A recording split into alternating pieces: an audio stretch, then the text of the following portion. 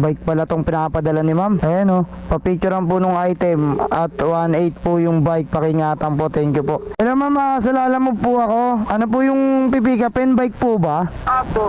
Gaano po kalaki yung bike nung papapick up nyo po sa akin? Mga normal size lang po yun. Na pang matanda, pang bata? Pang matanda po. 3 kilos lang po siya. 3 kilos, mahaba po siguro yan, pang matanda eh. Mahaba po ba? Nakakalas na daw po eh. Nakabakalas.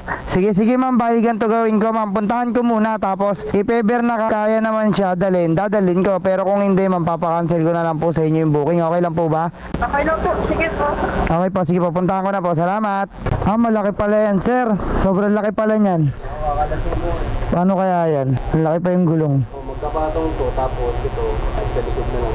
Testing natin, pag hindi kaya, cancel ko na lang yung booking, no? Matagal po ba baklasin yan? Pagbilis lang to, ano ko lang. Di uubra pag ganyan, sir. Kasi, syempre, nagdadrive ako eh. Ayun o, tumipit agad. Kung ito, patong mo dyan, tapos patong mo, hindi pa rin eh. Delikado eh. Papakancel ko na lang, sabihin ko kay ma'am. Kausap ko naman siya eh.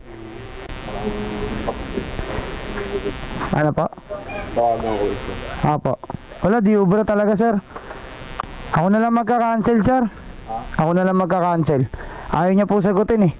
Sabi niya kanina, pagka hindi ko kayang kunin, okay lang daw. Pero di bali, ako na lang po magka-cancel.